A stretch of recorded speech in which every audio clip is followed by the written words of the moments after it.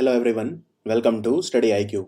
Study IQ के इस video में हम पढ़ेंगे भारत के मेजर और माइनर पोर्ट्स यानी कि बंदरगाह, जिन्हें हम बंदरगाह बोलते हैं वो पढ़ेंगे। और कुछ बड़े होते हैं, कुछ छोटे होते हैं। तो जो मेजर वाले हैं वो बड़े हैं और माइनर वाले जो हैं वो लघु हैं या छोटे बंदरगाह हैं। आगे बढ़ने से पहले आपको ये कुछ टर्म्स हैं, इनमें फ़र्क जानना होगा। जैसे पोर्ट, कभी आप सुनेंगे डॉक या कभी आप सुनेंगे हार्बर। इनमें फ़र्क क्या होता है, डॉक, हार्बर या पोर्ट? देखो, पोर्ट जो होता है वो बंदरगाह होता है, यानी जहाँ पे सामान की ढुलाई होती है। जैसे एक जहाज खड़ा है, उस पे आपको सामान चढ़ाना है, सामान उतारना है, ये काम बंदरगाह पे होता है। हार्बर होता है वो एरिया, समुद्र का वो इलाका जो थोड़ा सा शांत होता है, तो वहां पे आप अपना जहाज आराम से टिका सकते हो।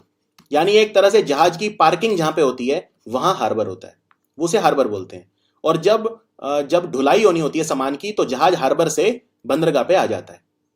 क्योंकि हमेशा वहां पे, क्योंकि पोर्ट पे ऑब्वियसली जगह कम होगी। इसको इस तरह से समझिए कि इसको इस तरह से समझिए जैसे आपने वैले सर्विस सुना होगा। मॉल वगैरह में आप जाएंगे तो वो आपकी गाड़ी ले जाके पार्किंग में डाल देते हैं, और फिर जब आपको गाड़ी चाहिए होती है तो वो ले आते हैं वहां पे और आप उसमें बैठ जाते हो। इसी तरह से हार्बर में एक तरह से पार्किंग हो जाती है। जितने भी जहाज हैं यहाँ पे पार्किंग रहते हैं यहाँ पे हार्बर में। और ये समुद्र का वो इलाका होता है जो शांत होता है, तो वो जहाज वगैरह को यहाँ पे रस्सी से बांध देते हैं। फिर जब जहाज में सामान चढ़ाना होता है, उतारना होता है, तो उसे पोर्ट पे ले आते हैं। और डॉक क्या होता है फिर?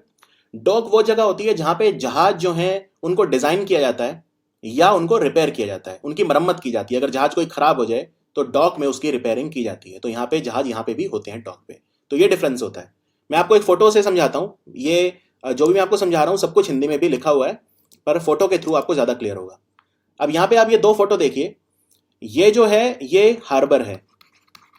ये यहाँ पे जहाज खड़े हैं आराम से, और ये रस्सी से बांध दिए गए हैं। कुछ अंडरग्राउंड चेन्स होती हैं, उनसे बांध दिए जाते हैं, तो आराम से खड़े रहते हैं। ये शांत इलाका है। लेकिन अब अगर जहाज में सामान ढोना होगा तो फिर वो यहाँ बंदरगाह पे आ जाएगा, यानी कि यहाँ आ जाएगा। फिर ये एक पोर्ट है, ये एक बंदरगाह है। तो आई होप हार्बर और पोर्ट में अब जो डिफरेंस है वो आपको क्लियर हो गया होगा।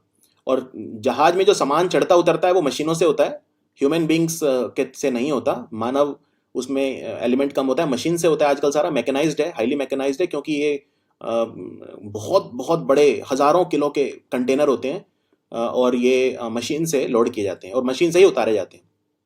तो ये है एक बंदरगाह। अब मैं आपको बताता हूँ डॉक क्या होता है। अब देखो, डॉक भी दो तरह का होता है। एक होता है वेट डॉक और एक होता है ड्राई डॉक। जैसे अभी अगर मैं बात करूं 2020 में, तो भारत का सबसे बड़ा ड्राई डॉक जो है वो कोचीन बंदरगाह पे बना है। जो कोचीन बंदरगाह, कोची बंदरगाह भी बोलते हैं। पुराना नाम कोचीन है, नया कोची है, KOCHI। पुराना कोचीन बोलते थे इसे केरल में। तो वहां पे भारत का सबसे बड़ा ड्राई डॉक, नितिन गडकरी जो है उन्होंने उसका उद्घाटन किया था, भारत के सबसे बड़े ड्राई डॉक का। तो ड्राई डॉक क्या होता है और वेट डॉक क्या होता है? देखो, जहाज की मरम्मत तब भी हो सकती है जब वो पानी में डूबा हुआ है। लेकिन मान लो अगर कोई जहाज है वो पानी में डूबा हुआ है, कोई मान लो ये जहाज है, ठीक है, ये पानी में यहां तक डूबा हुआ है, तो आप सिर्फ इसके ऊपर के हिस्से की मरम्मत कर सकते हो। नीचे के हिस्से की मरम्मत नहीं कर पाओगे क्योंकि वो हिस्सा पानी में डूबा हुआ है। तो वो बोलेंगे वेट डॉक। वेट डॉक मतलब वेट, गीला, वेट मतलब होता है गीला। तो जब कोई जहाज पानी में डूबा हुआ होता है और तब उसकी मरम्मत होती है तो उसे बोलते हैं वेट डॉकिंग। एक होती है ड्राई डॉकिंग। जैसे आप यहाँ पे देखिए, यहाँ पे क्या करते हैं कि जहाज जो है वो पानी में आ जाता है यहाँ पे, फिर पानी निकाल देते हैं सारा। जैसे ये कनाल टाइप बना दी कोई, जहाज को यहाँ पे ले आए। एक बार जब जहाज यहाँ पे आ गया, क्योंकि पानी तो चाहिए होगा तभी जहाज आएगा, सरका के तो लाएंगे नहीं। तो एक बार जहाज यहाँ पे आ गया, फिर ये सारा पानी जो है हम यहाँ से निकाल देते हैं मशीनों के थ्रू, उसमें कंटेनर में भेज देते हैं, किसी उसमें भेज देते हैं रिजर्वोयर में। फिर ये खाली हो गया। अब जहाज का नीचे वाला जो हिस्सा है ये भी एक्सेसिबल है, तो इसकी मरम्मत की जाएगी, जहाज की नीचे से वाला जो हिस्सा है। वरना जहाज का लगभग यहां तक जो हिस्सा है वो पानी में होता है, ये सारा पानी में डूबा होता है नीचे वाला। तो ये होता है ड्राई डॉक। ड्राई डॉकिंग हम तब करते हैं जब हमें जहाज का नीचे वाला हिस्सा उसकी मरम्मत करनी होती है। तो डॉक भी दो तरह का होता है, वेट डॉक और ड्राई डॉक। अब भारत जो है, भारत में जो बंदरगाह है वो इतने इंपॉर्टेंट क्यों है? देखो, दक्षिण भारत जो है हमारा, ये दक्षिण भारत ऐसा दिखता है, एक ट्राइंगल की तरह दिखता है। दक्षिण भारत हमारा, जिसे पेनिनसुलर इंडिया बोलते हैं, तो ये तीन तरफ से हम पानी से घिरे हैं। यहाँ पे अरब सागर है, नीचे हिंद महासागर है, और यहाँ पे बंगाल की खाड़ी है, यानी कि बे ऑफ बंगाल है ईस्टर्न साइड में। वेस्टर्न साइड में अरेबियन सी है, और सदर्न साइड में कंटिन्यूटी रहती है इंडियन ओशियन से। तो ये पूरी तटरेखा है हमारी, इसे तटरेखा बोलते हैं। ये जो है कोस्टल लाइन बोलते हैं इसे, या तटरेखा बोलते हैं। तो हमारी गुजरात की कोस्टल लाइन सबसे बड़ी है, क्योंकि वो ऐसे घुमावदार है तो उसका लेंथ बहुत ज्यादा हो जाता है। गुजरात की कोस्टल लाइन सबसे बड़ी है, और दूसरी सबसे बड़ी है आंध्र प्रदेश की। सबसे बड़ी कोस्टल लाइन हमारी गुजरात की, दूसरी आंध्र प्रदेश। और भारत की बहुत लंबी कोस्टल लाइन है, 7,517 किलोमीटर लंबी कोस्ट लाइन है, तटरेखा है।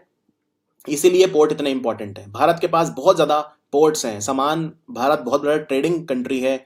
हम दुनिया के 5 सबसे बड़े इकोनॉमी में आते हैं, कई बार 7, कई बार 5, कई बार 10, आप टॉप 10 बोल सकते हैं। वो रैंकिंग ऊपर नीचे होती रहती है, कभी हम 6ठे नंबर पे होते हैं, फिर 7वें पे, फिर 5वें पे। वो रैंकिंग इंपॉर्टेंट नहीं है, वो वोलेटाइल होती है। लेकिन हम दुनिया के सबसे बड़े इकोनॉमी में आते हैं। और जो समुद्र से जो सामान जाता है, जिसे बोलते हैं सी कार्गो। कार्गो मतलब क्या होता है? कार्गो मतलब होता है सामान।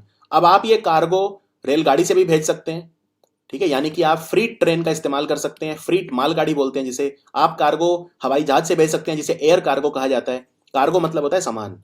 और आप इसे समुद्र से भी भेज सकते हैं, पानी के रास्ते से, नाव के थ्रू या जहाज के थ्रू, जिसे सी कार्गो कहते हैं। और सी कार्गो सबसे सस्ता होता है, सबसे सस्ता सी कार्गो पड़ता है। कई जगह पे जो लैंड यानी जमीन के थ्रू, यानी कि ट्रक जाते हैं जैसे, वो भी बहुत सस्ता पड़ता है। ये दोनों काफी कॉस्ट इफेक्टिव तरीके हैं सामान को एक जगह से दूसरी जगह भेजने के। और कई जगह हमें एयर कार्गो तो बहुत महंगा होता है, एयर कार्गो। लेकिन कुछ जगह पे हमें सी कार्गो का इस्तेमाल ही करना पड़ता है। जैसे मान लो ईरान है, अब ईरान से अगर हम तेल खरीदेंगे तो वो ऑब्वियसली समुद्र के थ्रू आएगा, समुद्र के रास्ते से आएगा, पानी में हम रेलगाड़ी तो चला नहीं सकते। तो सी कार्गो बहुत इंपॉर्टेंट है। और पुराने समय से, मतलब मैं बात कर रहा हूँ आज से 5,000 साल पहले, तब से भारत बंदरगाहों का इस्तेमाल कर रहा है। इनफैक्ट एक बंदरगाह था हमारा लोथल। तो ऐसा माना जाता है कि आज से लगभग 5,000 साल पहले भी, 4500 से 5,000 साल पहले, वैसे जो हमारा मिनिस्ट्री ऑफ शिपिंग है, जहाज रानी मंत्रालय, उसकी ऑफिशियल वेबसाइट पे 5,000 साल लिखा है। एग्जैक्ट डेट नहीं पता है किसी को भी, लेकिन हाँ ऐसा माना जाता है कि आज से लगभग 4500 से 5,000 साल पहले लोथल जो बंदरगाह था गुजरात का, ये भारत का सबसे पुराना बंदरगाह था। आज ऑब्वियसली नहीं है ये, सिंधु घाटी सभ्यता के समय की बात कर रहा हूं मैं। तो इतना पुराना इतिहास है भारत का। अगर मैं शिपिंग की बात करूं, अगर मैं जहाज की बात करूं, तो लोथल का जो बंदरगाह है वो 1954 में भारतीय पुरातत्व सर्वेक्षण यानी आर्कियोलॉजिकल सर्वे ऑफ इंडिया ने खुदाई की थी। तो उसमें लोथल का बंदरगाह फिर निकला, वहां पे टीले मिले, टाउनशिप मिली, बाजार मिला, डॉक मिला। तो उससे हमें पता चल गया भाई यहाँ पे जहाज आते थे। तो ये सबसे पुराना हमारा उदाहरण है। और यूरोप के साथ भारत के बहुत अच्छे संबंध थे, सोने की चिड़िया था भारत, पूरी दुनिया के साथ व्यापार करता था। फिर पुर्तगाली आए, डच आए, बहुत सारे लोग आए, ब्रिटिश व्यक्ति आए, फ्रांस के लोग आए, तो सबने भारत में व्यापार शुरू किया। तो काफी हमारा मैरीटाइम इकोनॉमी हमारी हमेशा से बहुत स्ट्रांग रही है। एक दो बंदरगाह और हैं जो बहुत पुराने हैं, आज जो नहीं है, लेकिन एक समय बहुत माने जाते थे। जैसे एक केरल का बंदरगाह है मुजिरिस, मुजिरिस बंदरगाह। तो ये आज से माना जाता है कि 2000 साल पहले भी बहुत महत्वपूर्ण व्यापारिक केंद्र हुआ करता था मुजिरिस का बंदरगाह, केरल का। एक है पोम्पुहार। सो पोम्पुहार जो बंदरगाह है, ये चोल साम्राज्य यानी चोल वंश जो था, चोला एम्पायर बोलते हैं, चोला डायनेस्टी, उनका बंदरगाह था। और आज ये तमिलनाडु के वर्तमान में नागापट्टिनम जो जिला है वहां पे है। और काफी व्यापार पोम्पुहार के बंदरगाह से उस समय भी हुआ करता था, राइट। पोम्पुहार बंदरगाह, मुजिरिस का जो बंदरगाह है, इनसे काफी व्यापार हुआ करता था। तो हमारा इतिहास बहुत पुराना है। दूसरी बात, हमारे बंदरगाह किसके अधीन आते हैं? केंद्र सरकार के अधीन आते हैं कि राज्य की सरकार के अधीन आते हैं? इसके लिए आपको समझना पड़ेगा हमारा port act, trust act, port trust act 1963। और अब इसको रिप्लेस करेगा जो नया वाला एक्ट आ रहा है, पोर्ट ट्रस्ट एक्ट 2000। तो पोर्ट 2020 लेटेस्ट जो आ रहा है इसी साल 2020 में, ये जो पोर्ट ट्रस्ट एक्ट है नया आ रहा है 2020। तो अभी देखिए क्या होता है भारत में। अभी जो हमारे बड़े बंदरगाह हैं, जैसे मुंबई बंदरगाह, चेन्नई बंदरगाह, इनको मैनेज कौन करता है? इनका संचालन कौन करता है? इनका संचालन करता है एक ट्रस्ट। तो हर पोर्ट का एक ट्रस्ट है अपना, वो उसको देखता है पूरा, राइट। ये ट्रस्ट बनाए गए थे मेजर पोर्ट ट्रस्ट एक्ट के तहत। तो जितने भी हम, और ये पोर्ट ट्रस्ट जो होते हैं, ये सारे सेंट्रल गवर्नमेंट देखती है। यानी कि आज हमारे जो बड़े बंदरगाह हैं, जो मेजर बंदरगाह हैं, वो सारे के सारे केंद्र सरकार के अंतर्गत आते हैं। जितने भी हमारे प्रमुख बंदरगाह हैं, एक को छोड़कर, वो है एन्नौर बंदरगाह। एन्नौर बंदरगाह मेजर है, लेकिन ये, हम इसको बंदरगाह नहीं बोलते, इसको कंपनी बोलते हैं, क्योंकि ये एक प्राइवेट कंपनी है। इसको हमने कंपनीज एक्ट 1956 के तहत एन्नौर बंदरगाह को बनाया था। तो एन्नौर बंदरगाह एक प्राइवेट कंपनी की तरह काम करता है। लेकिन जो बाकी हमारे बंदरगाह हैं, वो सारे के सारे जो हैं, वो केंद्र सरकार के अधीन आते हैं, प्रमुख बंदरगाह, क्योंकि वो ट्रस्ट के थ्रू चलते हैं और ये सारे ट्रस्ट केंद्र सरकार के अंतर्गत आते हैं। लेकिन जो लघु बंदरगाह हैं, हमारे छोटे छोटे जो बंदरगाह हैं, वो राज्य सरकार के जो समुद्री बोर्ड हैं, जिन्हें बोलते हैं स्टेट के मैरीटाइम बोर्ड, उनके अधीन आते हैं। तो जो राज्यों के समुद्री बोर्ड है उनके अधिकार क्षेत्र में आते हैं। इसका मतलब हमारे जो मेजर पोर्ट हैं वो सेंट्रल गवर्नमेंट के अंडर आते हैं और जो हमारे जो माइनर पोर्ट हैं वो स्टेट गवर्नमेंट के अंडर आते हैं। अब भारत में चलो बंदरगाह तो एक चीज हुई, लेकिन अंतर्देशीय व्यापार भी तो कोई चीज होता है।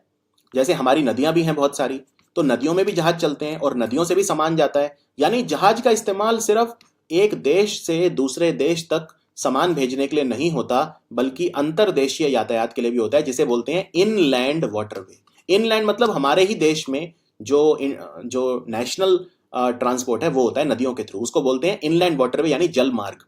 वाटरवे हमारे देश में कितने हैं? सिर्फ 5 हैं और 106 नए बन रहे हैं, तो टोटल हैं 111। 5 तो तैयार हैं, 5 पे तो काम चल भी रहा है, लेकिन 106 नए बन रहे हैं। और ये मैं आपको बता रहा हूं, नया नेशनल वाटरवेज एक्ट 2016 यानी राष्ट्रीय जलमार्ग अधिनियम 2016 के तहत भारत में 106 नए जलमार्ग बनाए जाएंगे, अंतर्देशीय जलमार्ग, और 5 पहले से हैं। तो 5 जो पहले से हैं वो कौन कौन से हैं? सबसे इंपॉर्टेंट है राष्ट्रीय जलमार्ग 1, सबसे बड़ा है, गंगा नदी पे है, और गंगा भागीरथी हुगली रिवर सिस्टम बोलते हैं, हल्दिया से इलाहाबाद। तो इलाहाबाद से हल्दिया तक जाता है पूरा ये, और 1620 किलोमीटर लंबा है। तो इसमें सामान उत्तर प्रदेश से बिहार, झारखंड, बंगाल वगैरह जाता है। ये 4 राज्य हैं। आप जानते हैं यूपी में भी गंगा नदी है, बिहार में भी है, झारखंड को छूती है साहेबगंज में, और बंगाल में भी है। बंगाल में ये जो हुगली नदी है गंगा से ही पानी ले जाती है, तो हुगली नदी डिस्ट्रीब्यूटरी बोलते हैं गंगा की। देखो 2 नदियां होती हैं, एक तो नदी में पानी जोड़ती है जिसको ट्रिब्यूटरी या सहायक नदी बोलते हैं, और एक जो नदी का पानी निकाल ले जाती है। तो हुगली नदी गंगा का पानी निकाल ले जाती है, तो इसे ट्रिब्यूटरी नहीं बोलते, इसे डिस्ट्रीब्यूटरी बोलते हैं। ये फर्क होता है ट्रिब्यूटरी में और डिस्ट्रीब्यूटरी में। तो हुगली नदी में पानी है, गंगा का ही पानी है, जिसके किनारे कोलकाता शहर है। तो उत्तर प्रदेश, बिहार, झारखंड और पश्चिम बंगाल में अंतर देशीय जलमार्ग जो है वो है राष्ट्रीय जलमार्ग 1, गंगा नदी पे गंगा भागीरथी हुगली नदी मिलकर बनाती हैं, इलाहाबाद से हल्दिया तक जाता है नेशनल वाटरवे 1 राष्ट्रीय जलमार्ग 1। इसकी लंबाई 1620 किलोमीटर है। ये सारे आंकड़े, ये टेबल जो है ये मिनिस्ट्री ऑफ शिपिंग की वेबसाइट से है। जो भी वीडियोस में आप डेटा देखते हैं वो सारा ऑफिशियल सरकारी वेबसाइट से होता है। इंटरनेट पे बहुत ज़्यादा भटकाने वाले डेटा भी हैं, बहुत सारे गलत डेटा भी हैं। जो इस वीडियो में डेटा देता हूं उसको बस आप पत्थर की लकीर मान के उसको एग्जाम में आप मार्क कर सकते हैं। दूसरा है राष्ट्रीय जलमार्ग 2, नेशनल वाटरवे 2। ये ब्रह्मपुत्रा नदी पे है और ये धुबरी से सादिया तक जाता है, जो असम में है। सादिया भी असम में है और धुबरी भी असम में है। ये अरुणाचल बॉर्डर तक चला जाता है, तो असम से अरुणाचल बॉर्डर तक, लेकिन वो अरुणाचल बॉर्डर वाला भी असम में ही आता है। तो सादिया से धुबरी ब्रह्मपुत्रा नदी पे इसकी लंबाई है 891 किलोमीटर। फिर है नेशनल वाटरवे 3 यानी कि राष्ट्रीय जलमार्ग 3। अब इसमें 2 रास्ते हैं, एक जो जाता है कोट्टापुरम से कोयिकोड और एक है कोट्टापुरम से कोल्लाम। दोनों केरल में है, अलग अलग छोटी छोटी नदियां हैं यहाँ पे, उन पे हम नहीं जाएंगे। बस कोट्टापुरम से कोल्लाम और कोट्टापुरम से कोयिकोड 2 रास्ते हैं, 205 और 170 किलोमीटर के। ये है नेशनल वाटरवे 3। अब बात करते हैं राष्ट्रीय जलमार्ग 4। इसमें बहुत सारी नदियां हैं। जो भारत का उत्तरी जो तट है, आंध्र प्रदेश हो गया, इसमें तेलंगाना या जो छत्तीसगढ़ है, छत्तीसगढ़ तट पे नहीं आता लेकिन मध्य प्रदेश से लगता है, थोड़ा सा ईस्ट की तरफ ही आता है, लेकिन कर्नाटक वेस्ट की तरफ है, तमिलनाडु ईस्ट, पुडुचेरी तमिलनाडु में ही तो ईस्ट, और महाराष्ट्र वेस्ट। तो ये सारे इस्तेमाल करते हैं नेशनल वाटरवे 4 का। कैसे? अब इसमें कितने सारे रास्ते हैं देखिए, राष्ट्रीय जलमार्ग 4 में कितने सारे रास्ते हैं अलग अलग किलोमीटर के। जैसे भद्राचलम से नासिक, गोदावरी नदी के ऊपर, नासिक से गोदावरी नदी निकलती है, त्र्यंबकेश्वर सुना होगा आपने। तो ये 1202 किलोमीटर लंबा रास्ता है। इसमें जहाज चलते हैं, सामान की ढुलाई होती है, एक जगह से दूसरी जगह सामान जाता है। भद्राचलम से नासिक, वजीराबाद से गलागली, फिर ये कृष्णा नदी पे वजीराबाद से विजयवाड़ा, गोदावरी नदी पे भद्राचलम से राजमुंद्री, राजमहेंद्रवरम भी बोलते हैं जिसे, काकीनाडा से लेकर राजमुंद्री तक एक और रास्ता है। तो बहुत सारे रास्तों का मिलन है राष्ट्रीय जलमार्ग 4।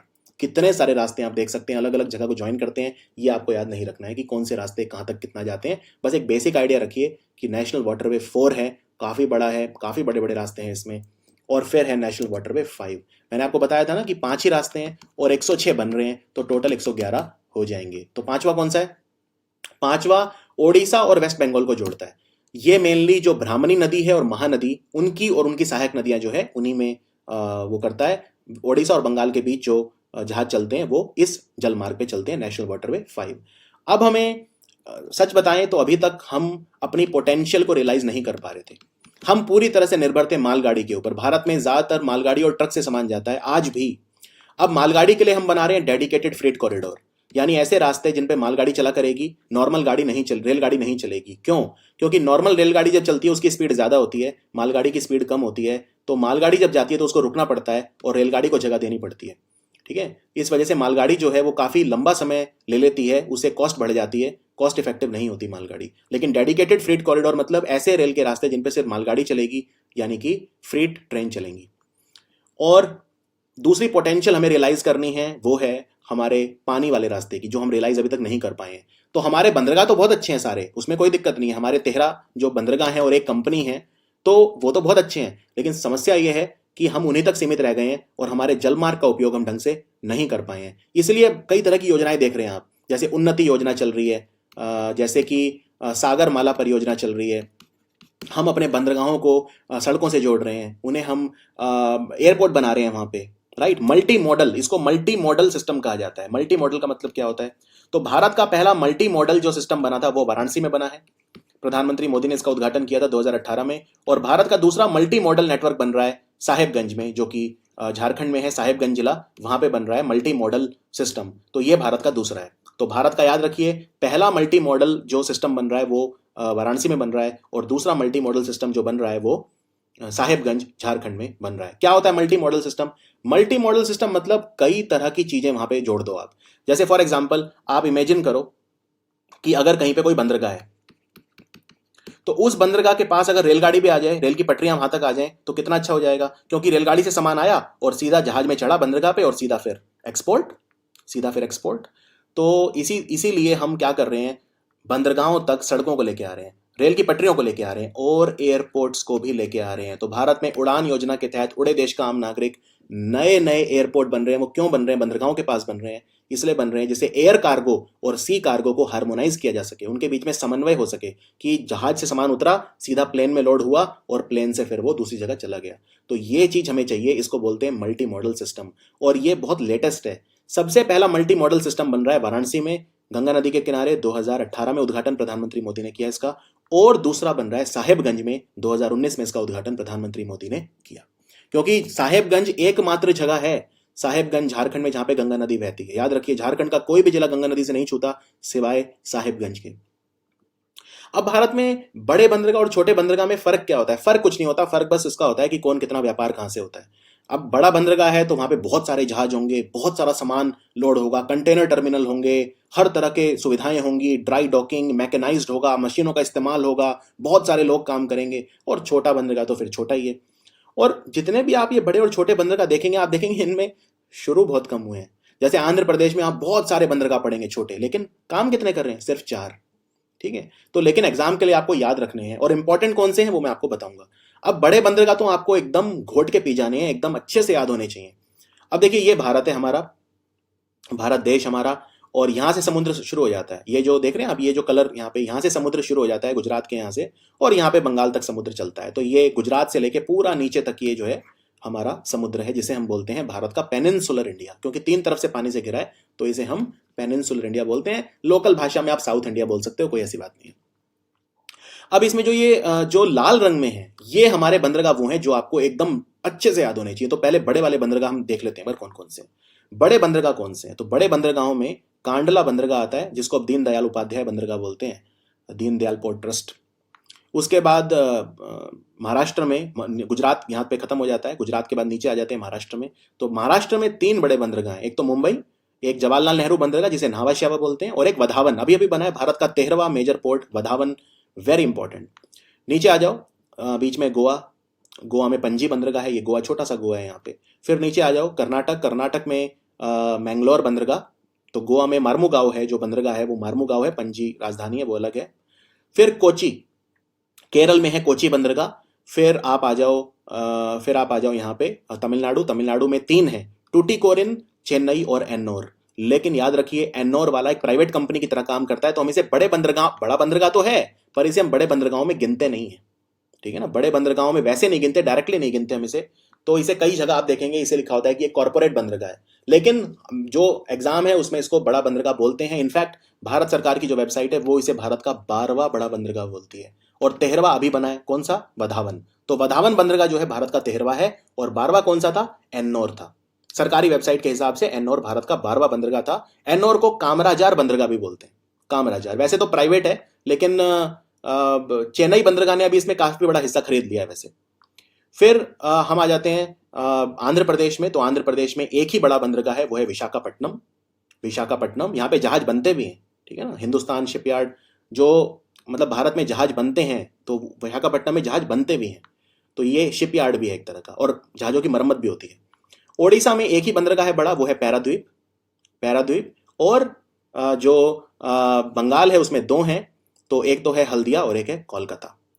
हल्दिया और कोलकाता, तो ये दो बड़े बंदरगाह हैं जो बंगाल में है। तो ये 13 बंदरगाह हैं हमारे, जो आपको याद रखने हैं, बहुत इंपॉर्टेंट हैं। और ये जो हरे रंग में है ये छोटे हैं, ये छोटे हैं, एक एक करके हम देखेंगे राज्यों में, और वहां मैं आपको बता दूंगा इंपॉर्टेंट कौन सा है। यही हिंदी में है यहाँ पे, वो वहाँ इंग्लिश में था, यहाँ पे हिंदी में है ये मैप। ये मैप आपके लिए मील का पत्थर साबित होगा। तो एक एक करके सारे हम बंदरगाह पढ़ेंगे। सबसे पहले पढ़ते हैं कोलकाता बंदरगाह। ये पुरानी फोटो है जो मिनिस्ट्री ऑफ शिपिंग की वेबसाइट से मैंने लिया है। ये तब की फोटो है जब कोलकाता बंदरगाह बना था, और कोलकाता बंदरगाह को अभी अभी 150 साल पूरे हुए हैं। और जितने भी बंदरगाह हैं वो हिंदी और इंग्लिश दोनों में समझाए गए हैं। तो कोलकाता बंदरगाह को 150 साल पूरे हुए हैं, कब, 2020 में, ठीक है ना। 1870 में ये बंदरगाह बना था, तो इसको 150 साल पूरे हो गए हैं। अभी हम 2020 की बात कर रहे हैं, तो 2020 में से अगर आप ये माइनस कर देंगे 2020 में से 1870, तो 150 साल आ जाएगा।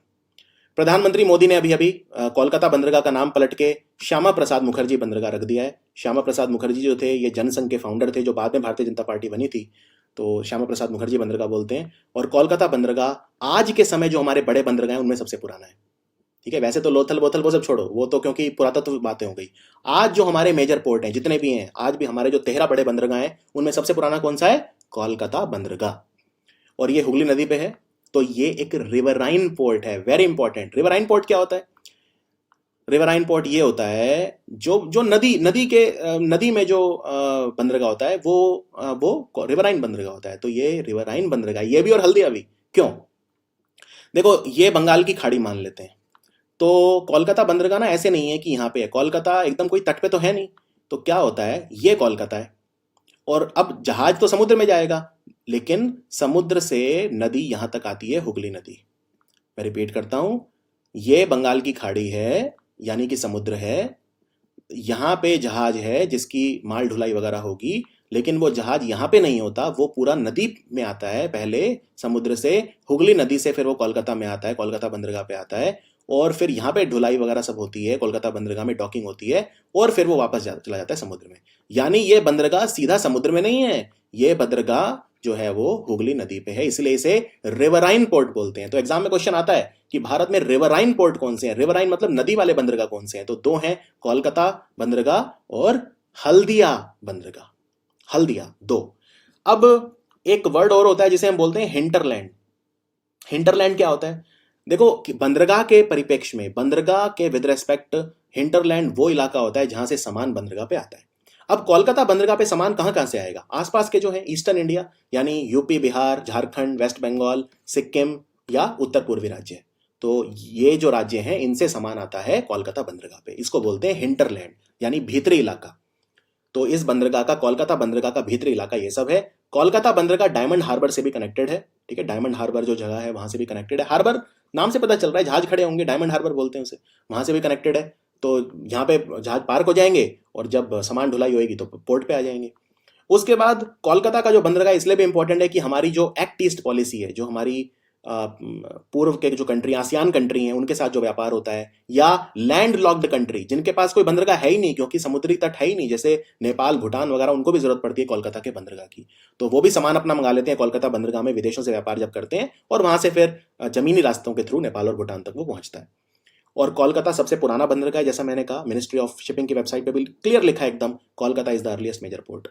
और वैसे तो आपको बता दूं, कोलकाता बंदरगाह और भी पुराना है, क्योंकि ब्रिटिशर्स को ये परमिशन किसने दी थी, कि वो भारत में बंदरगाहों का इस्तेमाल कर सकते हैं। सबसे पहले ट्रेडिंग राइट किसने दिए थे? औरंगजेब ने। याद रखिए, मुगल महाराजा औरंगजेब ने अंग्रेजों को ये परमिशन दी कि वो कोलकाता बंदरगाह का इस्तेमाल कर सकते हैं। तो बहुत पुराना इतिहास है इसका। और कोलकाता बंदरगाह को गेटवे टू ईस्टर्न इंडिया भी बोलते हैं। गेटवे टू ईस्टर्न इंडिया मतलब अगर आपको पूर्वी भारत का द्वार हो गया एक तरह से, तो इसे पूर्वी भारत का प्रवेश द्वार भी कहा जाता है।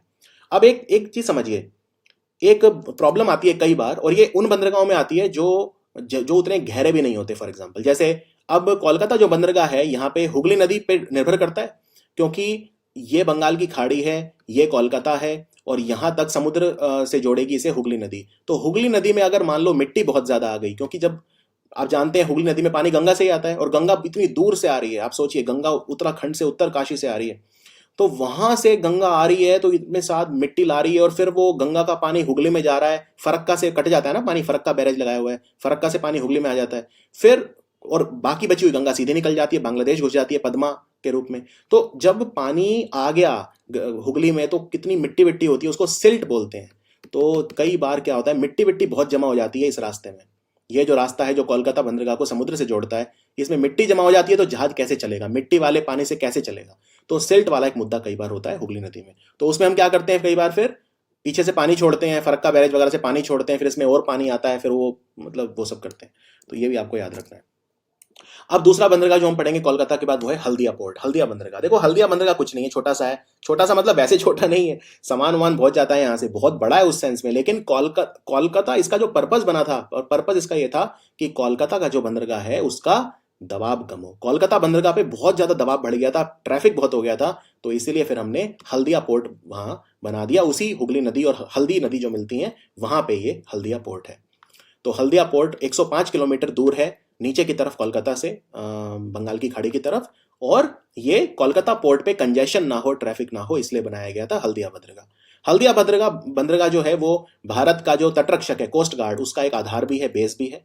और कोलकाता पोर्ट ट्रस्टी मैनेज करता है हल्दिया पोर्ट को। यानी हल्दिया जो बंदरगाह है उसके लिए कोई अलग से पोर्ट ट्रस्ट नहीं है, कोलकाता पोर्ट ट्रस्टी मैनेज करता है, संचालन करता है हल्दिया बंदरगाह। तो पश्चिम बंगाल में दो बड़े बंदरगाह कौन से हैं, मेजर पोर्ट कौन से हैं? कोलकाता बंदरगाह और हल्दिया बंदरगाह। चलिए आगे बढ़ते हैं, अब बात करते हैं उड़ीसा पे आ जाते हैं नीचे। उड़ीसा में नीचे आ जाते हैं, एक बार मैप आपको दिखा देता हूं दोबारा। अब देखो, हमने हल्दिया पढ़ लिया है और हमने कोलकाता पढ़ लिया है, ठीक है। अब हम यहां आ रहे हैं पैराद्वीप, यानी कि कोलकाता और विशाखापट्टनम, यानी बंगाल और आंध्रा के बीच में है पैराद्वीप। तो पैराद्वीप उड़ीसा में है, और महानदी डेल्टा एरिया में। महानदी डेल्टा मतलब महानदी जहां पे बंगाल की खाड़ी से मिलती है, वहां पे है पैराद्वीप बंदरगाह। ये कटक जो शहर है उससे 100 किलोमीटर दूर पड़ता है। ये काफी गहरा पानी है यहाँ पे। तो गहरे पानी का फायदा क्या होता है? गहरे पानी का फायदा ये होता है कि जो भारी जहाज होते हैं वो वहां पे तैर सकते हैं, क्योंकि पानी अगर गहरा नहीं होगा तो जहाज फिर वो नीचे टकरा जाएगा उस पे, मिट्टी पे। तो यहाँ पे पानी की जो गहराई है 12 मीटर है, तो इसलिए जो बड़े जहाज हैं, लार्ज वेसल मतलब जहाज, जो बड़े जहाज होते हैं उन पे माल ढुलाई वगैरह यहाँ पे होती है, और वो वहां पे जाते हैं वहां से। तो यहाँ पे जो आयरन ओर है, लौह या कोयला या क्रूड ऑयल वगैरह, उनका एक्सपोर्ट होता है, इंपोर्ट होता है यहाँ पे। और भारत की सरकार जो है, उन पैराद्वीप बंदरगाह, ये 8वां बड़ा बंदरगाह था भारत का। 1966 में ये डिक्लेयर हुआ था एक मेजर पोर्ट, और ये इंडिपेंडेंस के बाद ईस्टर्न कोस्ट पे यानी पूर्वी तट पे पहला मेजर पोर्ट है। पहला मेजर पोर्ट है जो इंडिपेंडेंस के बाद ईस्टर्न कोस्ट पे बना था। उसके बाद आयरन, एल्यूमिनियम वगैरह जापान भी जाते हैं यहाँ से, या साउथ ईस्ट एशियन कंट्री में जाते हैं। भारत जापान को काफी सारा आयरन ओर देता है, ये भी आपको याद रखना है, और जगह जगह से देता है, अलग अलग जगह से जापान जाता है आयरन ओर। फिर इसका जो हिंटरलैंड एरिया है, उड़ीसा, छत्तीसगढ़ और झारखंड, यहां से सामान आता है पैराद्वीप पोर्ट पर। उसके बाद हम बात करते हैं विशाखापट्टनम बंदरगाह। देखो विशाखापट्टनम अब अगला हो गया, पैराद्वीप के नीचे विशाखापट्टनम हो गया आंध्र प्रदेश में। ये भारत का सबसे गहरा बंदरगाह है। तो सबसे गहरा का मतलब क्या है? यहाँ पे भारी जहाज जो होते हैं, भारी जहाज आसानी से चल सकते हैं, और ये पूर्वी तट पे है, आंध्र प्रदेश में है, क्योंकि यहाँ पे जहाज निर्माण और जहाज मरम्मत कार्य भी होते हैं। जहाज निर्माण होता है, ये बहुत इंपॉर्टेंट है विशाखापट्टनम में। उसके अलावा यहाँ पे निर्यात होता है लौह अयस्क वगैरह का। और बेलाडीला माइन सुनिए आपने, बेलाडीला खान कहाँ पे है? बेलाडीला खान छत्तीसगढ़ में दंतेवाड़ा में है। छत्तीसगढ़ में जो दंतेवाड़ा वाला इलाका है, जो थोड़ा सा ट्राइबल एरिया है, थोड़ा सा जो नक्सलाइट एरिया है, वहां पे है ये खान, बेलाडीला खान, छत्तीसगढ़ में। तो यहाँ से जो लौह अयस्क निकलता है, आयरन और निकलता है, वो जापान जाता है बेलाडिला की खानों से विशाखापट्टनम के थ्रू। फिर मैंगनीज अयस्क, मसाले, लकड़ी वगैरह ये सब भी जाता है। लकड़ी मतलब वुड पल्प या टिम्बर। फिर आयात भी होता है यहाँ पे खनिज तेल, कोयला, विलासिता की वस्तुएं यानी लग्जरी आइटम जो हम खरीदते हैं, या जो औद्योगिक उत्पाद दूसरे जो हैं वो यहाँ पे आते हैं। बहुत बड़ा है ये बंदरगाह। यहाँ का जो भीतरी क्षेत्र हिंटरलैंड, यानी यहाँ पे विशाखापट्टनम में कहाँ कहाँ से वो आता है, कहाँ कहाँ से विशाखापट्टनम में सामान आता है। छत्तीसगढ़, मध्य प्रदेश, महाराष्ट्र, कर्नाटक, यहाँ तक कि कर्नाटक तक से यहाँ पे सामान आता है और फिर वो आगे दूसरे देशों में जाता है। और विशाखापट्टनम जो है हमारी नेवी का जो ईस्टर्न कमांड है उसका हेडक्वार्टर भी है, यानी हमारी नेवी का आधार भी है विशाखापट्टनम में। अब बात करते हैं कांडला बंदरगाह। कांडला, हम पश्चिमी तरफ गुजरात की बात कर रहे हैं, ठीक है। इसे ऐसा माना जाता है कि महाराज खेंगारजी बंदरगाह भी बोलते थे एक समय, आज नहीं, एक समय। अब तो इसे दीनदयाल उपाध्याय बंदरगाह बोलते हैं। कांडला बंदरगाह जो है ये एक टाइडल पोर्ट है। टाइडल पोर्ट क्या होता है, वेरी इंपॉर्टेंट क्वेश्चन, एमसीक्यू आता है सीधा कि टाइडल पोर्ट भारत में कौन सा है, तो कांडला। टाइड क्या होता है, ज्वार और भाटा। अब ज्वार को बोलते हैं हाई टाइड, यानी एकदम से पानी आएगा समुद्र का बीच के ऊपर, हाई टाइड आ गया। और भाटा, भाटा मतलब पानी चला जाएगा, यानी कि बीच पे आप देखोगे पानी बहुत कम हो जाएगा, लहरों की गति बहुत कम हो जाएगी, वो भाटा होता है। तो मून का जो हमारे चांद का गुरुत्वाकर्षण होता है वो इनको डिटरमाइन करता है ज्वार कब आता है और भाटा कब आता है। तो ज्वार और भाटा, अब ज्वार आएगा तो पानी बढ़ जाएगा, ऑफ कोर्स पानी बढ़ जाएगा, ज्वार आ गया, लेकिन भाटा आ गया तो पानी कम हो जाएगा। तो ये भारत का कांडला बंदरगाह एकमात्र बंदरगाह है जहां पे पानी का जो स्तर है, जल का जो स्तर है, वो समुद्र के ज्वार के साथ बदल जाता है। इसीलिए इसे ज्वारीय बंदरगाह या टाइडल बंदरगाह भी बोलते हैं, कांडला बंदरगाह या दीनदयाल उपाध्याय बंदरगाह। तो ये कच्छ जिले में आता है। वैसे कच्छ की खाड़ी, जो रन ऑफ कच्छ का जो इलाका है, गल्फ ऑफ कच्छ, वहां पे आता है ये। और इस कांडला बंदरगाह ने एक इतिहास रचा। इसने 100 एमएमटी कार्गो यानी सामान को संभाला, और ये पहला भारत का बंदरगाह है जिसने 100 एमएमटी जो कार्गो है उसको ट्रांसफर किया। पेट्रोल वगैरह के लिए बहुत इंपॉर्टेंट है ये। आप जानते हैं पेट्रोलियम आता है, हम जो देशों से खरीदते हैं उन देशों से, जो खाड़ी देशों से तेल खरीदते हैं, ईरान, इराक, इन सब से जो तेल खरीदते हैं वो यहीं आता है, यहाँ आता है, मुंबई में भी आता है। और मुंबई में तो हमारा जो अपना खुद का तेल निकालते हैं, सागर सम्राट सुना होगा आपने, बॉम्बे हाई बोलते हैं, उसमें भी आसानी होती है आवागमन में। तो ये पश्चिमी तट के बंदरगाह पेट्रोल के विद रेस्पेक्ट तो बहुत इंपॉर्टेंट है। बाकी फर्टिलाइजर है, उर्वरक बोलते हैं जिसे, वो भी यहाँ पे उसका आना जाना लगा रहता है। तो कांडला बंदरगाह पे भी अब ट्रैफिक बहुत बढ़ने लगा है, तो इस पे दबाव कम करने के लिए हमने साइड में एक छोटा सा और टर्मिनल बना दिया जिसका वाडीनार टर्मिनल विकसित किया है। और कांडला बंदरगाह में बहुत दूर दूर से सामान आता है, हरियाणा, पंजाब, राजस्थान, दिल्ली, हिमाचल, जम्मू कश्मीर तक से यहाँ पे सामान आता है कांडला। तो इसके हिंटरलैंड एरिया बहुत बड़ा है कांडला का। अब बात करते हैं मुंबई बंदरगाह। हम अगेन पश्चिमी तट की बात कर रहे हैं। महाराष्ट्र में 3 बंदरगाह बड़े, मुंबई, जवाहरलाल नेहरू और वधावन। तो मुंबई बंदरगाह एक प्राकृतिक हार्बर है और बिगेस्ट पोर्ट है भारत का सबसे बड़ा बंदरगाह है। सबसे भारत का 1/5वां हिस्सा जो हमारा विदेशी व्यापार होता है, 20% वो मुंबई बंदरगाह से होता है। और यहाँ से मध्य पूर्व या जो मेडिटेरेनियन कंट्री मतलब जो भूमध्य सागर में कंट्री है वो, तो या अफ्रीका, अमेरिका, यूरोप, सारा व्यापार हमारा मुंबई बंदरगाह से होता है। 20 किलोमीटर लंबा है ये बंदरगाह, 20 किलोमीटर, और 6 से 10 किलोमीटर चौड़ा है। और यहाँ पे भारत का सबसे बड़ा ऑयल टर्मिनल भी है। और यहाँ पे सामान कहाँ कहाँ से आता है मुंबई बंदरगाह में, मध्य प्रदेश, महाराष्ट्र, गुजरात, यूपी, राजस्थान वगैरह से माल आता है। तो मुंबई बंदरगाह याद रखिए, वेरी वेरी इंपॉर्टेंट। अब बात करते हैं जेएनपीटी। देखो जवाहरलाल नेहरू बंदरगाह उतना पुराना तो नहीं है, 1989 में खुला था। नावा शेवा बोलते हैं, नावा शेवा जगह का नाम है तो इसे नावा शेवा बंदरगाह भी बोलते हैं। फिर जवाहरलाल नेहरू जी को सम्मानित करने के लिए, हमारे भारत के पहले प्रधानमंत्री, उनको सम्मानित करने के लिए जवाहरलाल नेहरू बंदरगाह इसका नाम रख दिया था। और ये इसलिए बनाया गया था कि मुंबई बंदरगाह का दबाव कम हो, वहाँ पे ट्रैफिक बहुत है तो दबाव कम हो। 10 किलोमीटर दूर है जवाहरलाल नेहरू बंदरगाह, मुंबई पोर्ट से सिर्फ 10 किलोमीटर दूर है। और एलिफेंटा की गुफाएं, यानी जो ये नावा शेवा आइलैंड है जहाँ पे एलिफेंटा की गुफाएं भी है, वहाँ पे है ये। और मुंबई बंदरगाह पे दबाव कम हो इसलिए ये बनाया गया था। फिर बात करते हैं मोरमुगांव। अब गोवा में आ जाते हैं। तो मोरमुगांव जो बंदरगाह है ये जुआरी एस्चुरी जो है उसी के मुहाने पर खुलता है, नेचुरल हार्बर भी है ये। कोंकण रेलवे बना तो उसके बाद इसकी इंपॉर्टेंस और बढ़ गई है। कोंकण रेलवे आप जानते हैं, उसमें जो कर्नाटक, गोवा, महाराष्ट्र, हमने रेल बिछा दी वहाँ पे। पहले लगता नहीं था इन रास्तों पे रेल बिछाई जा सकती है क्योंकि घाट हैं बहुत सारे, बहुत सारी वहाँ पे वाटरफॉल हैं, वो हैं, लेकिन फिर भी वो करके दिखाया भारत ने, कोंकण रेलवे बनाया, जो अपने आप में एक अजूबा है। तो कोंकण रेलवे के बन जाने के बाद इसकी इंपॉर्टेंस और बढ़ गई है गोवा की। और यहाँ पे कर्नाटक, गोवा और दक्षिण महाराष्ट्र से सामान आता है, वो इसके हिंटरलैंड एरिया हैं। यहाँ पे मेनली गोवा से जो आयरन ओर है वो एक्सपोर्ट होता है। उसके बाद बात करते हैं न्यू मैंगलोर बंदरगाह, ये कर्नाटक में है, गुरुपुरा नदी के मुहाने पे खुलता है ये न्यू मैंगलोर पोर्ट। और यहाँ पे वही आयरन और आयरन कंसंट्रेट, कर्नाटक की बात हो रही है तो टी, कॉफ़ी, कॉफ़ी खास तौर पे कर्नाटक की कॉफ़ी, तो कॉफ़ी के लिए या वुड पल्प के लिए यान, ग्रेनाइट का पत्थर, ये सब जो है हम यहाँ से एक्सपोर्ट वगैरह करते हैं। उसके बाद कर्नाटक का पूरे कर्नाटक का माल मैंगलोर में पहुंचता है, याद रखिए, पूरे कर्नाटक का।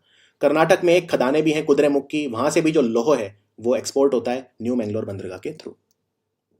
उसके बाद कोची बंदरगाह, जो वेम्बानाड कोल नदी है, वेम्बानाड कोल केरल की नदी है, वेम्बानाड कोल, ये वहीं पे है कोची बंदरगाह। इस नदी, ये नदी जहाँ खत्म होती है वहीं पे है ये। इसको कोची जो शहर है, इसे क्वीन ऑफ द अरेबियन सी बोलते हैं, यानी अरब सागर की रानी बोलते हैं। ये नेचुरल हार्बर भी है, ठीक है। और ये रास्ता इंपॉर्टेंट इसलिए है क्योंकि जो श्रीलंका वाला जो रास्ता है, जो सुएज कनाल और से श्रीलंका जाता है, वहां पे एकदम कोची, वहां पे है एकदम कोची। तो ये बंदरगाह बहुत इंपॉर्टेंट है। केरल आप जानते हैं, केरल में मसाले बहुत होते हैं, स्पाइसेस के लिए केरल बहुत फेमस है। तो मसालों का व्यापार, उर्वरक, चाय, कॉफ़ी, वायनाड टी आपने सुना होगा, वायनाड कॉफ़ी आपने सुना होगा। केरल में भी बहुत तरह की कॉफ़ी होती है, बहुत इंपॉर्टेंट है, अरेबिका, रोबस्टा कॉफ़ी और वो सब।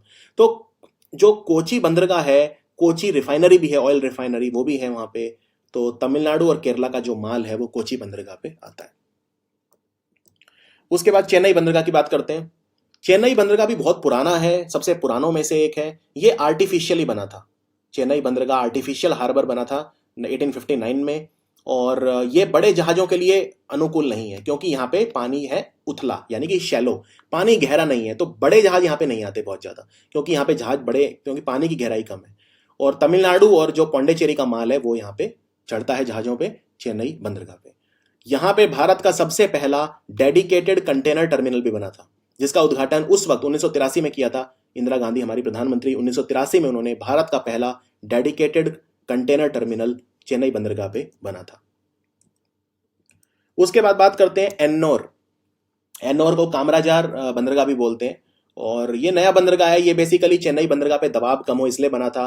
और एन्नोर, जैसा मैंने आपको बताया था, ये कंपनीज एक्ट 1956, यानी कंपनी है ये एकमात्र बंदरगाह है जो कि एक प्राइवेट कंपनी की तरह काम करता है। कंपनीज एक्ट के अंडर रजिस्टर्ड है ये। जो हमारा एक्ट था पोर्ट्स एक्ट 1963, उसमें रजिस्टर्ड नहीं है, ये कंपनीज एक्ट में रजिस्टर्ड है। तो ये भारत का पहला कॉर्पोरेट मेजर पोर्ट है। उसके बाद टूटीकोरिन, ये एक और है तमिलनाडु में। तो तमिलनाडु में 3 है बड़े बंदरगाह, एन्नोर, चेन्नई और टूटीकोरिन। टूटीकोरिन जो है, थुट्टुकुडी भी बोलते हैं इसे, ये आर्टिफिशियल डीप सी हार्बर है। ये यहाँ पे कोयला, नमक, खाद्यान्न, ऑयल, चीनी, पेट्रोलियम प्रोडक्ट वगैरह एक्सपोर्ट इंपोर्ट किए जाते हैं। और श्रीलंका से व्यापार के लिए बहुत इंपॉर्टेंट है क्योंकि एकदम दक्षिण में है टूटीकोरिन का बंदरगाह। अभी मैं मैप पे दिखाऊंगा आपको। तो श्रीलंका से व्यापार के लिए बहुत इंपॉर्टेंट है। तो खास तौर पे दक्षिण तमिलनाडु का जो सामान यहीं पे आता है, मदुरई, कन्याकुमारी, तिरुचिरापल्ली, तिरुनेलवली, रामनाथपुरम, इनका जो सामान है टूटीकोरिन पे आता है।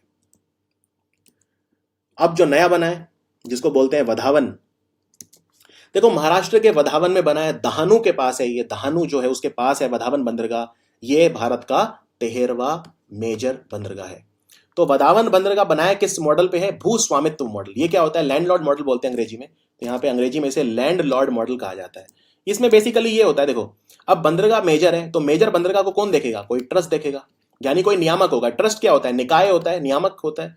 तो ये जो नियामक है वो तो सरकार के अधीन ही रहेगा, लेकिन इसका पूरी तरह से संचालन कंपनी करेगी। यानी कि जो इस लैंडलॉर्ड मॉडल में ये होता है कि जो बंदरगाह प्राधिकरण एक नियामक निकाय तथा जमीन के मुखिया के रूप में कार्य करता है। बंदरगाह प्राधिकरण मतलब क्या होता है? Port trust. वो एक नियामक या निकाय के रूप में काम करेगा, लेकिन जो निजी कंपनियां हैं वो इसका संचालन करेंगी। अब पैसा कौन कमाएगा? पैसा निजी कंपनियां कमाएगी। तो निजी कंपनी अपने प्रॉफिट का एक हिस्सा सरकार को दे देगी। ठीक है, तो इसको बोलते हैं एक लैंडलॉर्ड मॉडल। लैंडलॉर्ड मतलब जमींदार। तो उसमें क्या है भाई, जमीन तो मेरी है, आप यहाँ पे खेती कर लो, आप कमाओ, जो खेती हो उसका एक हिस्सा मुझे दे दो। तो सरकार यहाँ पे क्या करेगी? सरकार इसको पूरा निजी कंपनियों को दे देगी, वधावन बंदरगाह को। इसको बोलते हैं लैंडलॉर्ड मॉडल या भू स्वामित्व मॉडल। तो वधावन बंदरगाह 13वां है। और इसमें बता दूं आपको एक चीज और, इस बंदरगाह में जवाहरलाल नेहरू बंदरगाह की हिस्सेदारी 50% से ज्यादा है अभी तक जो है। अब ये तो थे बड़े बंदरगाह, तो बड़े बंदरगाह हमने सारे पढ़ लिए हैं, एक एक पढ़ लिए हमने, उसमें कोई भी अब आपको डाउट नहीं होना चाहिए। अब हम छोटे बंदरगाह देखते हैं। देखो छोटे बंदरगाह मैं जैसे आंध्र प्रदेश से शुरू करूंगा। आंध्र प्रदेश में जो बंदरगाह हैं जैसे मछलीपट्टनम, अब इनमें देखो कुछ ऐसे हैं जो मछली वगैरह पकड़ी जाती हैं, फिर वहां से मछुआरे वगैरह मछली पकड़ते हैं, कुछ हार्बर हैं, कुछ वो हैं। उतना हम टेक्निकलिटीज में नहीं जाएंगे, उतना आपके लिए एग्जाम के लिए भी जरूरी नहीं है, बस आपको नाम याद रखने हैं। जैसे ऊपर से शुरू करते हैं तो भवानापड़ू, मेघावरम, विशाखापट्टनम बड़ा है तो इसको लाल रंग में कर दिया है मैंने, नक्कापल्ली, काकीनाडा। काकीनाडा काफ़ी इंपॉर्टेंट है, काकीनाडा बहुत इंपॉर्टेंट है, याद रखिए। नक्कापल्ली भी आता है, गंगावरम बहुत आता है, मछलीपट्टनम काफ़ी आता है, नरसापुरम, निज़ामपट्टनम, वोडरेवु, रामायापट्टनम। बात चल रही है रामायापट्टनम को भी एक मेजर पोर्ट बनाएंगे, अभी तक तो कोई ऐसी हुआ नहीं है लेकिन बात चल रही है। फिर डुग्गा राजूपट्टनम, ये डुग्गा राजूपट्टनम पहले बात हुई थी कि मेजर पोर्ट बनेगा लेकिन बाद में सरकार ने मना कर दिया था। और कृष्णापट्टनम, कृष्णापट्टनम इंपॉर्टेंट है, अदानी ग्रुप ने काफी बड़ा हिस्सा कृष्णापट्टनम में खरीदा है अभी, तो कृष्णापट्टनम काफी पूछा जा सकता है। कृष्णापट्टनम, काकीनाडा, मछलीपट्टनम, गंगावरम, डुग्गा राजूपट्टनम, रामायापट्टनम। पट्टनम वाले सारे आंध्रा में है, ये आपकी शॉर्ट वो हो गया, पट्टनम और ये सब जो है ये आंध्रा में। ये हिंदी में भी लिख दिए गए हैं यहाँ पे आप जिससे याद कर सकें। अब गुजरात में आ जाते हैं। देखो गुजरात में बड़ा तो एक ही है, कांडला। कांडला, बाकी मुंद्रा भी बहुत, मुंद्रा से भी बहुत ट्रैफिक आता है मुंद्रा में भी। तो कांडला जो है ये दीनदयाल उपाध्याय बंदरगाह यहाँ पे है। लोकेशन के हिसाब से मैंने मार्क करा है तो आप उसमें एक आइडिया लगा सकते हैं कि उसका लोकेशन कहाँ पे होगा। और बाकी फिर छोटे हैं, छोटों में जो पूछे जाते हैं उनमें पीपा वाव काफ़ी पूछा जाता है, पीपा वाव, ये पीपा वाव है यहाँ पे। फिर जाफराबाद काफ़ी पूछा जाता है, जाफराबाद है। भावनगर, मिथीवर्डी, मिथीवर्डी में न्यूक्लियर पावर प्लांट भी बनने की बात हो रही है। दाहेज बहुत पूछा जाता है, दाहेज। हजीरा, हजीरा सूरत के पास है। ये हजीरा में बंदूक की फैक्ट्री भी लगी, आपको याद होगा, जो बंदूक बनेगी वो हजीरा में बनेगी। फिर सतापड़ा, ओखा, जामनगर, नवलखी, नवलखी भी इंपॉर्टेंट है। जामनगर तो कॉमन है खैर शहर, वो तो। मुंद्रा, कांडला काफ़ी इंपॉर्टेंट है। जखाओ, जखाओ जो है हम बात कर रहे हैं उत्तर पश्चिम गुजरात की। तो ये सारे बंदरगाह जो हैं ये गुजरात के हैं। अब हम गोवा पे देखते हैं। तो गोवा में जो है बड़ा बंदरगाह तो एक ही है, मोर्मुगांव, और बाकी तिराकोल, चपोरा, बैतुल और तलपोना, ये चार छोटे बंदरगाह हैं। बैतुल, तलपोना, तिराकोल और चपोरा। राजधानी पणजी है, पणजी कह लो या पंजिम कह लो, एक ही बात है। पहले पंजिम बोलते थे, अब पणजी यूज़ करते हैं, राजधानी। उसके बाद इसमें वैसे मोर्मुगांव थोड़ा नीचे होना चाहिए और यहाँ कहीं पे है, दक्षिण गोवा में है, पर थोड़ा सा जहाज ये नीचे बना लेना, अगर मैप पे तैयारी कर रहे हो। दक्षिण गोवा में पड़ता है मोर्मुगांव, इतनी ऊपर नहीं है, यहाँ होना चाहिए कहीं नीचे। उसके बाद बंगाल, बंगाल में बड़े तो हमने देख लिए थे, छोटा देख लेते हैं, बस एक ही है, कुल्पी। कुल्पी बंदरगाह, छोटा बंदरगाह। बड़े हल्दिया और कोलकाता दोनों हमने देख लिए थे बंगाल में। उसके बाद कर्नाटक में आ जाते हैं। कर्नाटक में बड़ा एक ही है, मैंगलोर, बाकी छोटे बहुत सारे हैं। होनवार, बेलेकी, करवार, करवार बहुत अच्छा बंदरगाह है, कारवार पे काफ़ी बिजनेस होता है। भटकल, तदरी, कुंदापुरा, पुडुबिद्री, मालपे, हंगलकट्टा और मैंगलोर बड़ा हो गया। तो ये सबके नाम आपको याद रखने हैं, हिंदी इंग्लिश दोनों में अवेलेबल हैं। उड़ीसा में देखते हैं। उड़ीसा में बड़ा तो हमने देख लिया था, बड़ा जो है पैराद्वीप था, और छोटे दो हैं, एक तो है बालासोर में बहराबलपुर और दूसरा है गोपालपुर, बहाबलपुर और गोपालपुर। केरल में बड़ा तो एक ही है, कोची। केरल पे आते हैं तो केरल में एक ही मेजर है, वो है कोची, बाकी ये सारे माइनर हैं। माइनर वाले केरल के उतने इंपॉर्टेंट नहीं है एग्जाम पॉइंट ऑफ व्यू से, लेकिन नाम आप देख सकते हैं, कन्नूर, तलासरी, कोईकोड, वडक्करा, पोन्नानी, कोडुंगल्लूर, अलापुया, निंडंकरा, कोलाम, तिरुवनंतपुरम, कोवालाम, अजिक्कल, कासरगोड। वैसे कासरगोड यहाँ ऊपर आता है, यहाँ है कासरगोड, वो स्पेस नहीं था तो नीचे लिख दिया साइड में, कासरगोड। तो ये सारे हैं केरल के पोर्ट्स, इनका भी आप अभ्यास करिए। उसके बाद तमिलनाडु, तमिलनाडु में तीन बड़े हैं, वो तो पता ही है, चेन्नई, एन्नोर और टुटिकोरिन या तुट्टुकुडी। बाकी छोटे छोटे हैं कई सारे, जैसे कडल और, कडल और बहुत इंपॉर्टेंट है वैसे, कडल और is very important for your exam. Rameswaram भी बहुत पूछते हैं। पंबन, पंबन ब्रिज भी है, आपने सुना होगा पंबन ब्रिज। उसके बाद कुंडनकुलम, जहाँ पे न्यूक्लियर पावर प्लांट भी है, मनप्पड़, कन्याकुमारी पोर्ट, कोलाचल, कोलाचल भी आता है। Nagapattinam is very important, Nagapattinam और तिरुचोपुरम, तिरुक्का अडियूर, ये है तमिलनाडु के। सो ये था हमारा complete coverage ports of India. बहुत अच्छे से, बहुत कॉम्प्रिहेंसिवली कवर किया है हमने। इसके बाद मेरे को लगता नहीं कोई डाउट आपको होगा। कुछ भी कन्फ्यूजन हो, कहीं भी कुछ भी, आप मुझे इंस्टाग्राम पे मैसेज भेजिए। सोशल मीडिया होता ही इसलिए है कि हम उसका ज्ञानवर्धक तरीके से इस्तेमाल कर सकें। तो हर वीडियो के बाद बहुत सारे कमेंट्स आपके आते हैं, फीडबैक आता है, सुधार की गुंजाइश कहीं होती है वो भी आता है। अपनी तरफ से तो मैं पूरा अपना 100% दे ही रहा हूँ, जो भी बेस्ट से बेस्ट चीज़ हो सकती है वो मैं करवा रहा हूँ, लेकिन फिर भी मुझे फीडबैक आप देना ना भूलें। तो मिलते हैं फिर अगले वीडियो में। स्टैटिक जीके कंटिन्यू रहेगा। Thank you so much.